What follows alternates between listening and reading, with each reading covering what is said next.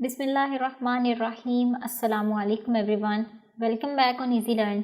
I hope कि आप सब ठीक ठाक होंगे, खैरियत से होंगे और जो भी लेक्चर्स आपको करवाए जा रहे हैं उनको प्रॉपर्ली अटेंड कर रहे होंगे और आपको किसी भी किस्म की कोई भी कन्फ्यूजन नहीं होगी।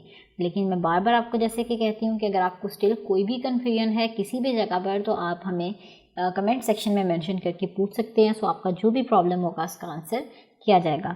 बट एक जेंटल रिमाइंडर आप सबके लिए वो बहुत ज़रूरी है कि तमाम लेक्चर्स को आप लोग प्रॉपर्ली साथ लेकर चला करें। सो अगर आप लेक्चर्स को प्रॉपर्ली लेके चलेंगे, कोई भी क्लास मिस नहीं करेंगे तो आपके एग्ज़ाम आने तक बहुत अच्छी तैयारी हो जाएगी। तो चलते हैं आज के लेक्चर की तरफ और आज के लेक्चर में हम लोग जो हैं वो अपनी एक्सरसाइज की तरफ मूव कर रहे हैं। सो एक्सरसाइज में जैसे कि आपको पता है कि the first question is about MCQs, multiple choice question है हमारे पास। सो मल्टीपल चॉइस क्वेश्चंस को सॉल्व करने के लिए हम चलते हैं अपने बुक की तरफ और वहाँ पर अपने MCQs को वन बाय वन डिस्कस करना स्टार्ट करते हैं। Alright, so the first question is here, encircle the correct answer V from the given choices। Clear. So जैसे कि आपको पता है कि MCQs हैं तो हमें अपने राइट आंसर को चूज़ करना है। सो वन बाय वन हम इन तमाम MCQs को डिस्कस करते जाते हैं। So a body has translatory motion if it moves along a. अब यहाँ पे आप देखें कि बॉडी की जो मोशन है वो कौन सी है, ट्रांसलेटरी मोशन। सो आपको पता है कि ट्रांसलेटरी मोशन की बेसिकली 3 टाइप्स होती हैं। सो इसमें कौन कौन सी आती हैं, linear motion, random motion, circular motion. So basically यहाँ से इन तीनों मोशन से हमें क्या पता चला कि ट्रांसलेटरी मोशन वो होती है जो कि रोटेट नहीं करती, जिसमें कोई रोटेशन नहीं होती। सो रोटेशन क्या होती है, बेसिकली जब आप कि कोई भी बाइसिकल है, बाइसिकल के व्हील जो होता है दैट टर्न्स बेसिकली, ठीक है। सो जब वो घूमता है that is basically called rotation. So translatory motion में किसी भी तरीके से रोटेटरी मोशन जो है वो नहीं होती, जस्ट इसमें लीनियर मोशन होती है, रैंडम मोशन भी हो सकती है और सर्कुलर भी हो सकती है। इन तमाम मोशंस में से हमें क्या पता चला कि उसकी जो मोशन है वो रोटेटरी नहीं होती बल्कि सीधी होती है, उसमें कोई भी रोटेशन नहीं होती। तो यहाँ से हमें क्या पता चल गया, body has translatory motion if it moves along a line without rotation. वो किसी भी लाइन के अलोंग मूव कर सकता है but the thing is that कि उसमें कोई भी रोटेशन जो है वो नहीं होनी चाहिए। Clear. So the second MCQ is the motion of a body about an axis is called. अब यहाँ पर वो पूछ रहा है कि कोई भी बॉडी है हमारे पास, उसकी मोशन के बारे में डिस्कशन हो रही है कि motion of a body about an axis. एक बॉडी है हमारे पास, वो अपने एक्सिस के अबाउट मूव करती है, ठीक है। कोई भी उसका एक्सिस है, लेट्स से कि ये हमारा एक्सिस है बॉडी का, ठीक है। सो उसके अबाउट मूव कर रही है ऐसे, यानी कि ठीक है, राउंडली उसके अगेंस्ट मूव कर रही है अपने एक्सिस के। So this type of motion वो पूछ रहा है क्या होगी। So this type of motion is called rotatory motion. जैसे कि मैंने आपको अभी भी अपनी लास्ट एग्जांपल में भी एक्सप्लेन किया, आप देख सकते हैं कि जो हमारे बाइसिकल का व्हील होता है, यानी कि साइकिल जिसे हम बोलते हैं, उसका जो व्हील होता है उसके अंदर एक एक्सल होता है, ठीक है, उसके साथ यानी कि अटैच होता है व्हील। तो ये बाइसिकल भी टर्न करना शुरू कर देता है, घूमना शुरू कर देता है इस तरीके से अराउंड इट्स एक्सल। ये जो एक्सिस है इसके अबाउट जो है वो मूव करना शुरू कर देता है, ठीक है। सो जब वो अपने एक्सिस के अबाउट मूव करता है, so this is called rotatory motion. तो जहाँ पर भी वर्ड एक्सिस आ गया, सो वहाँ पर आपको अंडरस्टूड होना चाहिए कि वो क्या बात हो रही है, वहाँ पर रोटेटरी मोशन की बात हो रही है। So the third MCQ is which of the following is a vector quantity. So इस क्वेश्चन में हमें जो है वो अपनी वेक्टर क्वांटिटी को स्पेसिफाई करना है। तो जैसे कि आपको पता है कि वेक्टर क्वांटिटी वो होती है कि जिसको डिस्क्राइब करने के लिए उसके मैग्नीट्यूड और डायरेक्शन दोनों की ज़रूरत पड़ती है। क्लियर। सिर्फ मैग्नीट्यूड से बात नहीं बनती बल्कि उसके लिए डायरेक्शन भी ज़रूरी होती है। So that quantity is called vector quantity. So अब हमें देखना है कि इन चारों ऑप्शंस में से ऐसी कौन सी क्वांटिटी है जिसको डिस्क्राइब करने के लिए मैग्नीट्यूड और डायरेक्शन दोनों की ज़रूरत होती है। सो अगर हम गौर करें यहाँ पर तो स्पीड की नहीं हमें डायरेक्शन की ज़रूरत नहीं पड़ती, डिस्टेंस की भी डायरेक्शन की ज़रूरत नहीं पड़ती, बट येस डिस्प्लेसमेंट में हमें जो है वो डायरेक्शन की ज़रूरत पड़ती है। सो इसका मतलब इसको डिस्क्राइब करने के लिए हमें मैग्नीट्यूड तो चाहिए बट इसको एक्सप्लेन करने के लिए हमें मैग्नीट्यूड और डायरेक्शन दोनों की ज़रूरत पड़ती है। So this is our right answer. So यहाँ से हमारे पास क्या आंसर आ गया, the vector quantity is displacement. So the next MCQ is if an object is moving with constant speed then its distance time graph will be a straight line. वो कह रहा है कि अगर कोई भी ऑब्जेक्ट है हमारे पास वो कांस्टेंट स्पीड के साथ मूव कर रहा है, then its distance time graph will be a straight line along time axis, along distance axis, parallel to time axis, incline to time axis. So हमें पता है कि हम यहाँ पर ड्रॉ करके देख लेते हैं कि ये हमारा ग्राफ था, ठीक है. So this is D and this is T. So जब भी कोई ऑब्जेक्ट जो है वो कांस्टेंट स्पीड के साथ मूव कर रहा है तो उसका मतलब उसका ग्राफ कुछ इस टाइप का होगा, ठीक है. जैसे कि इसका कांस्टेंट मूव कर रहा है, हर इंस्टेंट के बाद इसकी स्पीड में एक स्पेसिफिक इंक्रीमेंट हो रहा है. सो इसका मतलब इसका ग्राफ कुछ इस टाइप का होगा, ठीक है. अगर आपको याद भी हो तो हमने ये काफ़ी डिटेल्ड भी डिस्कस किया था पीछे. सो यहाँ से आप देख सकते हैं कि स्पेसिफिक टाइम इंटरवल में स्पेसिफिक डिस्टेंस कवर करेगा. सो जब भी कोई ऑब्जेक्ट जो है वो कांस्टेंट स्पीड के साथ मूव करेगा तो उसका डी टी ग्राफ जो होगा वो क्या होगा, इंक्लाइन टू टाइम एक्सिस. सो आप यहाँ से देख सकते हैं कि डी ऑप्शन जो है वो हमारी करेक्ट ऑप्शन है, क्योंकि हमने ग्राफ भी बना के देख लिया. ये इसका ग्राफ किस तरह है, इंक्लाइन टू टाइम एक्सिस, ठीक है. सो अब हम चलते हैं अपने फिफ्थ एमसीक्यू की तरफ. So the fifth MCQ is a straight line parallel to time axis on a distance time graph tells that the object is. क्या पता चल रहा है हमें यहाँ से, straight line parallel to time axis. तो हम यहाँ पे क्या करते हैं कि अपने जो ग्राफ हमारा बन रहा है गिवन इन्फॉर्मेशन के अकॉर्डिंग उसे एक दफ़ा ड्रॉ करके देख लेते हैं. सो अगर हम यहाँ पे अपने ग्राफ को ड्रॉ करें तो हमारा जो ग्राफ है वो कुछ इस तरीके से होगा कि डी टी ग्राफ है. So D is here and T is here. So straight line parallel to time axis, straight line parallel to time axis. So this is time axis. So इसके पैरेलल क्या आ गया, इस तरीके की कुछ line आ गई. तो वो कह रहा है कि जब ऑब्जेक्ट की ग्राफ कुछ इस टाइप का आ जाए कि it is parallel to time axis तो उसकी मोशन किस टाइप की होगी ऑब्जेक्ट की. So it is very clear कि जब भी हमने पीछे डिटेल से अपने डिस्टेंस वाले टॉपिक को देखा था तो हमें वहाँ से पता चला था कि जब भी ऑब्जेक्ट की मोशन या ग्राफ जो है वो straight line parallel to time axis आ जाए तो उसका मतलब होता है हमारा ऑब्जेक्ट जो है वो एट रेस्ट है, सीधी लाइन आ जाएगी हमारे पास. क्योंकि आप देख सकते हैं कि यहाँ से जब ऑब्जेक्ट मूव कर ही नहीं रहा, इसका मतलब वक्त गुजरने के साथ साथ उसका डिस्टेंस सेम रह रहा है, ठीक है. वक्त आप देख सकते हैं कि यहाँ पर इंक्रीज़ हो रहा है. टाइम की अगर हम बात करें तो यहाँ पर नीचे डाउनवर्ड जो है वो इंक्रीज़ हो रहा है. सो टाइम गुजरने के साथ साथ ऑब्जेक्ट के डिस्टेंस पे कोई भी फ़र्क नहीं पड़ रहा. सो इसका मतलब कि ऑब्जेक्ट जो है वो रेस्ट पोजीशन पर है, ठीक है. सो यहाँ से हमें ये बात क्लियर हो गई कि the straight line parallel to time axis shows that object is at rest. Clear. So the next MCQ is a speed time graph of a car is shown in the figure. अब नीचे एक figure दी गई है, वहाँ पर वो कह रहा है कि आपको मैंने स्पीड और टाइम का ग्राफ शो किया है. सो फिगर देख लेते हैं कौन सी है हमारे पास. सो यहाँ पर आप देख सकते हैं कि ये एक फिगर दी गई है, ठीक है. और इसमें क्या है, स्पीड टाइम ग्राफ दिखाया गया. स्पीड और टाइम का ग्राफ है एक गाड़ी का. Which one of the following statement is true. अब इस ग्राफ को देखते हुए हमें जो है वो आंसर करना है. क्लियर. सो ये जो ग्राफ है ये वी टी ग्राफ है, वेलोसिटी और टाइम का. सो क्या पता चल रहा है, अब हम बारी बारी अपने तमाम ऑप्शंस को देख लेते हैं. A car has an acceleration of 1.5 metre per second square. नहीं, क्योंकि जो इस ग्राफ से हमें चीज़ पता चलेगी that is basically distance travelled by a car, ठीक है. यहाँ से हमें जो चीज़ पता चल रही है वो हमें पता चल रही है that distance travelled by a car. So हम देखते हैं कि यहाँ पे ग्राफ में कौन सी चीज़ गिवन है. यहाँ पर आप देखिए यहाँ पर कौन सा ग्राफ है, स्पीड टाइम ग्राफ. तो आपको पता है कि S is equals to we T. So यहाँ पर मैं आपको फॉर्मूला लिख कर दिखाती हूँ. S is equals to we T. So ये होता है हमारे पास फॉर्मूला. तो हमें पता है कि स्पीड टाइम ग्राफ है. सो स्पीड टाइम ग्राफ से हमें यहाँ पे क्या देखने को मिल रहा है, आप देख सकते हैं कि ये डिस्टेंस ट्रेवल को शो करता है. डिस्टेंस को शो कर रहा है. सो इसका मतलब इस ग्राफ से जो चीज़ हमें पता चलेगी दैट इज़ बेसिकली डिस्टेंस, ठीक है. सो अब हम क्या करेंगे, अपने सारे ऑप्शंस को चेक कर लेंगे कि किस ऑप्शन में हमें जो है वो डिस्टेंस मिल रहा है. सो फर्स्ट ऑप्शन का अगर आप देखें तो यहाँ से हमें एक्सेलरेशन मिल रहा है. सो इसका मतलब ये गलत है बिल्कुल. हमें एक्सेलरेशन नहीं बल्कि क्या पता चलेगा, डिस्टेंस, क्योंकि S is equals to we T. So V और T का जब प्रोडक्ट करते हैं तो हमारे पास S आता है. सो इस तरीके से हमें चेक करना है. So car has constant speed. No, ये भी नहीं. सो अगर आप सी ऑप्शन को देखें तो यहाँ पर जो है हमें डिस्टेंस मेंशन किया गया, distance travelled by the car. So आपको ये चेकआउट करने की ज़रूरत नहीं है कि उसने कितना कवर किया कितना नहीं, बस सीधी सी बात है कि हमें जो है वो डिस्टेंस फाइंड आउट करना। सो आप देख सकते हैं इन चारों ऑप्शन में से किसी भी और में डिस्टेंस अवेलेबल नहीं है। सो जब डिस्टेंस अवेलेबल नहीं है तो हमें कुछ भी फाइंड आउट करने की ज़रूरत नहीं है, हमें बस जो डिस्टेंस वाली ऑप्शन है उसको टिक मार्क कर देना है, क्योंकि वही हमारा करेक्ट आंसर है।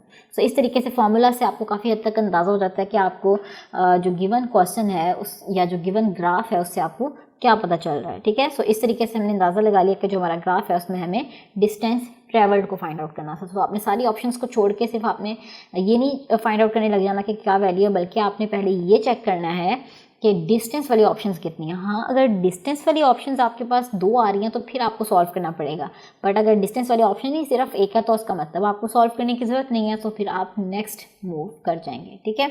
सो ये हो गया जी हमारा 4th MCQ। अब हम नेक्स्ट MCQ की तरफ चलते हैं।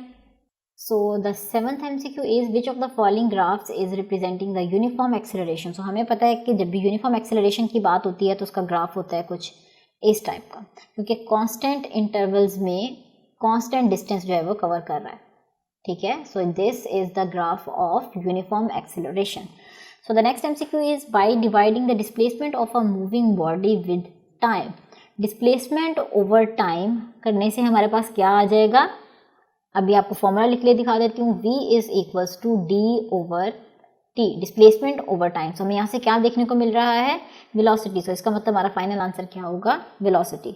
So the next MCQ is a ball is thrown vertically upward. अब आप देख सकते हैं यहाँ पे कि बॉल को अपवर्ड थ्रो किया गया है। So its velocity at the highest point is. So ये जो बात थी ये मैंने आई थिंक लास्ट लेक्चर में या उससे लास्ट लेक्चर में, लास्ट 2 लेक्चर्स में हम इस पॉइंट को काफ़ी डिटेल से एक्सप्लेन कर चुकी हूँ मैं आपको, कि कोई भी ऑब्जेक्ट है हमारे पास, लेट्स से हमारे पास एक बॉल है, ठीक है। सो हमने जब उस बॉल को ये बॉल है, जब हमने उस बॉल को अपवर्ड थ्रो करना है, सो इसका मतलब एक इनिशियल वेलोसिटी से ये मूव करना शुरू होगा। सो जो हाईएस्ट पॉइंट होगी, जितनी वो पॉइंट तक जा सकती है, उस पॉइंट पे उसकी वेलोसिटी जो है वो 0 हो जाएगी। सो जब वेलोसिटी 0 हो जाएगी देन अगेन वो डाउनवर्ड मूव करना शुरू होगा, ठीक है। तो इसका मतलब हमें क्या पता चल रहा है कि जब भी बॉल को हम थ्रो करते हैं तो जो हाईएस्ट पॉइंट होता है वहाँ पर जाके उसकी वेलोसिटी क्या हो जाती है, बिल्कुल 0, क्योंकि यहाँ से वेलोसिटी जिस भी वेलोसिटी से आप इसे थ्रो कर देंगे वो डिक्रीज होते होते होते एट द एंड क्या हो जाएगी, 0। सो आप माइंड में ये भी रख सकते हैं कि फ्रिक्शन इफेक्ट्स इतने ज़्यादा होते हैं कि उसकी वेलोसिटी जो है वो एट द एंड 0 हो जाएगी। सो आप जो है इस चीज़ को चेक भी कर सकते हैं कि आप क्या करेंगे कि एक बॉल को वर्टिकली अपवर्ड थ्रो करें। सो वो अगर तो उसके हाईएस्ट पॉइंट पे वेलोसिटी 0 नहीं होगी तो इसका मतलब उसे नीचे ही नहीं आना चाहिए। अगर वेलोसिटी 0 होगी तभी वो नीचे मूव करेगी। सो आप देख भी सकते हैं एक्सपेरिमेंट करके कि जब एक बॉल को आप अपवर्ड फेंकते हैं तो जो हाईएस्ट पॉइंट होता है वहाँ पर जाके बहुत थोड़ी सी देर के लिए रुकती है बॉल। सो आप स्लो मोशन करके भी वीडियो बना के चेकआउट कर सकते हैं कि बॉल को थ्रो करें और फिर स्लो मोशन में आप उसे चेक कर सकते हैं कि जो हाईएस्ट पॉइंट है वहाँ पर एक छोटा सा डिले आता है। So on that point velocity is equals to 0, ठीक है। सो ये बहुत इंपॉर्टेंट पॉइंट है। सो आपने इसे याद रखना है कि जो हाईएस्ट पॉइंट होता है इस पर वेलोसिटी इज इक्वल्स टू 0 हो जाती है, ठीक है। So the next MCQ is a change in the position is called, position में जो चेंज आएगा that is called displacement. The next is a train is moving at a speed of 36 km per hour. Its speed expressed in meter per second is। अब एक train है उसकी velocity आपको दी गई है 36 किलोमीटर पर आवर और इसको metre पर सेकंड में कन्वर्ट करना है। सो ये भी हम चीज़ें काफ़ी डिटेल डिस्कस कर चुके हैं। सो देख लेते हैं हम कन्वर्जन कैसे करेंगे। सो 36 किलोमीटर पर आवर था, सो इसे मैंने और को ऐसे मेंशन कर लिया, ठीक है। सो अब हमें पता है कि जो किलो है दैट इज इक्वल्स टू 1000 और इसी तरीके से 1 और जो है 1 घंटे में हमारे पास कितने सेकंड्स होते हैं, 1 घंटे में 60 मिनट्स होते हैं और हर मिनट के अंदर अगेन 60 सेकंड होते हैं। सो इसे मल्टीप्लाई कर देंगे अगेन 60 के साथ। सो ये हमारे पास आ जाएगा 3600, ठीक है। सो यहाँ से हमारे पास 1 और k की वैल्यू निकल आई। सो अब हम क्या करेंगे 36 मल्टीप्लाई बाय k की जगह पर क्या आ जाएगा 1000 multiply by metre as it is आ गया और डिवाइडेड बाय क्या था 1 और। सो 1 और इज इक्वल्स टू 3600 सेकेंड्स, क्योंकि 1 और में से जो निकले हैं दैट इज सेकेंड्स। सो अब हम इसे सिंप्लीफाई कर लेते हैं। ये 2 0 यहाँ से कट हो जाएंगे और 36 1 36 और 1 × 10 is equals to 10 metre per second. सो अब देख लेते हैं कि एक ऑप्शन हमारे पास कोई अवेलेबल है या नहीं। So option A is the correct answer, क्योंकि ऑप्शन ए में हमारा आंसर मौजूद है, that is 10 metre per second. So the next MCQ, the last MCQ क्या है इस MCQ में कि a car start from the rest, कोई भी गाड़ी है हमारे पास वो रेस्ट से स्टार्ट हो रही है। सो इसका मतलब उसकी इनिशियल वेलोसिटी क्या है, 0 है, क्योंकि वो रेस्ट से चल रही है। सो इसका मतलब शुरू में उसकी वेलोसिटी क्या होगी, 0। So it requires a speed of 25 metre per second. So इसकी वेलोसिटी एट द एंड क्या हो गई, 25। सो इसका मतलब ये हमारे पास क्या होगी, फाइनल वेलोसिटी, तो 25 मीटर पर सेकेंड। क्लियर। और टाइम क्या है हमारे पास, 20 सेकेंड। सो हमें फाइंड आउट क्या करना है, the distance moved by the car during the time. So हमें जो है यहाँ से अपने डिस्टेंस को फाइंड आउट करना है, यानी कि एस की वैल्यू को हमें फाइंड आउट करना है। सो ये हमारा गिवन डेटा है और इसे हम अब सॉल्व करेंगे। सो इसको सॉल्व करने के लिए अगर आप डिफरेंट इक्वेशंस यूज़ करेंगे तो आपको अंदाज़ा होगा कि कुछ भी फाइंड आउट करने के लिए हमें पहले ए यानी एक्सेलरेशन को फाइंड आउट करना है। ठीक है, तो इस एग्जांपल को सॉल्व करने के लिए मैं आपको नोटबुक की तरफ लेके चलती हूँ, वहाँ पर आपको ये MCQ जो है वो सॉल्व करके दिखाती हूँ। सो हम यहाँ पर क्या करते हैं कि पहले जो गिवन डेटा था उसे अगेन मेंशन कर लेते हैं। इनिशियल वेलोसिटी क्या थी हमारे पास, 0, और फाइनल वेलोसिटी हमें गिवन थी क्वेश्चन में, that was 25 metre per second. और इसके अलावा हमें जो है वो क्या गिवन था, टाइम गिवन था, and we have to find the value of S यानी कि डिस्टेंस। तो सबसे पहले हम क्या करेंगे कि जैसे कि आप देख सकते हैं, आप कोई भी इक्वेशन ऑफ मोशन लगाएं तो उसमें ए आ रहा है। सो इसका मतलब हमें एस को फाइंड आउट करने के लिए पहले हमें किसको फाइंड आउट करना होगा, ए को, क्योंकि आप देख सकते हैं v f is equals to v i plus a t, then s is equals to v i t plus 1/2 a t square, and third equation is 2as is equals to v f square minus v i square. So आप अगर आपको कुछ ना समझ में आ रहा हो तो आप क्या किया करें कि रफली अपनी तीनों इक्वेशंस को मेंशन करके चेकआउट कर लिया करें। तो जैसे कि s जो है वो इन दोनों इक्वेशंस में आ रहा है, इन दोनों इक्वेशंस में क्या आ रहा है हमारे पास, a। सो इसका मतलब जब भी हमारे पास a नहीं होगा जब तक हम s की वैल्यू को फाइंड आउट नहीं कर सकते। सो हम फर्स्ट इक्वेशन ऑफ मोशन को यूज़ करते हुए पहले जो है ए की वैल्यू को फाइंड आउट कर लेंगे। सो यहाँ पर जो है मैं first equation of motion use कर रही हूँ, क्या है कि v f is equals to v i plus a t. So यहाँ पर वी एफ की वैल्यू थी 25 is equals to v i was 0 a t. So यहाँ से मेरे पास क्या निकला है, ए की वैल्यू को फाइंड आउट करना है। सो 25 डिवाइडेड बाय क्या आ गया मेरे पास, t is equals to a. So a is equals to t की जगह पर क्या पुट कर देंगे अब हम, सॉरी यहाँ पर जो t है इसकी वैल्यू को फाइंड आउट नहीं करना था, बल्कि इसकी वैल्यू हमें क्वेश्चन में गिवन थी, एंड दैट वाज 20 सेकेंड्स। ठीक है, सो यहाँ पर हम वैल्यू पुट कर देते हैं 20। सो सॉल्व करने के बाद हमारे पास a की क्या वैल्यू आ जाएगी, यहाँ से 5 5 25 एंड 5 4 20। सो यहाँ से हमारे पास a की वैल्यू निकल आई। सो अब हम क्या करेंगे कि इसको यूज़ करेंगे इन द थर्ड और सेकेंड इक्वेशन, जो भी आप इंप्लीमेंट करना चाहें जो आपको इजी लगे। सो यहाँ पर मैं थर्ड इक्वेशन ले रही हूँ। ठीक है, सो थर्ड इक्वेशन में मैं वैल्यू पुट कर दूंगी। So third equation is 2as is equals to v f square minus v i square. So अब नेक्स्ट स्टेप में मुझे क्या करना है कि जैसे यहाँ पे अपनी वैल्यूज मर्ज कर देनी है, और 2as is equals to v f की जगह पर क्या आ जाएगा मेरे पास, यहाँ पर वी एफ की जैसे कि आपको पता है कि 25, फिर इसका क्या आ जाएगा स्क्वायर माइनस 0 इसका स्क्वायर। सो नेक्स्ट स्टेप में हम यहाँ से इसको सेपरेट कर लेंगे। सो 25 का स्क्वायर क्या आ जाएगा, 25 का स्क्वायर, ये 0 वाले पार्ट को हम इग्नोर कर सकते हैं। सो 2 डिवाइडेड बाई ए की क्या वैल्यू है हमारे पास, यहाँ से हमने फाइंड आउट की है। तो ए की जो हमारे पास वैल्यू आई है that is 5/4।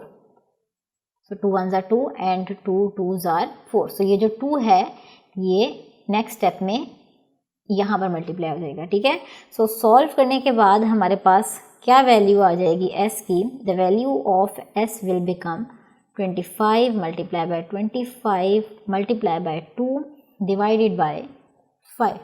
So 5 1s are 5 and 5 5s are 25। 5 2s are क्या होता है 10, एंड 10 इंटू 25 क्या आ जाएगा मेरे पास 250 मीटर। ठीक है। सो ये निकल आई जी, मैंने रफली सॉल्व किया है क्योंकि ये एक MCQ था, तो इसको मैंने इतना डिटेल नहीं सॉल्व किया, और आपको पता है कि लेक्चर का टाइम भी हमारा बिल्कुल एंडिंग पे जा रहा है, सो इस वजह से मैंने इसको सॉल्व कर दिया। सो ऑप्शन बी जो है, B option is the correct option. So आपने क्या करना है कि मेंशन कर लेना है हम अपनी बुक पे कि जो हमारा राइट आंसर है दैट इज़ ऑप्शन बी, ठीक है। सो यहाँ पर मैं एक दफ़ा मेंशन भी कर देती हूँ कि ऑप्शन बी जो है ये हमारा करेक्ट ऑप्शन है, ठीक है। ओके, तो ये था जी हमारा आज का लेक्चर, और हमारे आज के लेक्चर का वक्त ख़त्म हो रहा है। सो इंशाल्लाह हम आपसे मिलेंगे अपने अगले लेक्चर में, एक्सरसाइज को कंटिन्यू करेंगे। तब तक के लिए अपना बहुत सारा ख्याल रखिएगा, दुआओं में याद रखिएगा। अल्लाह हाफिज़।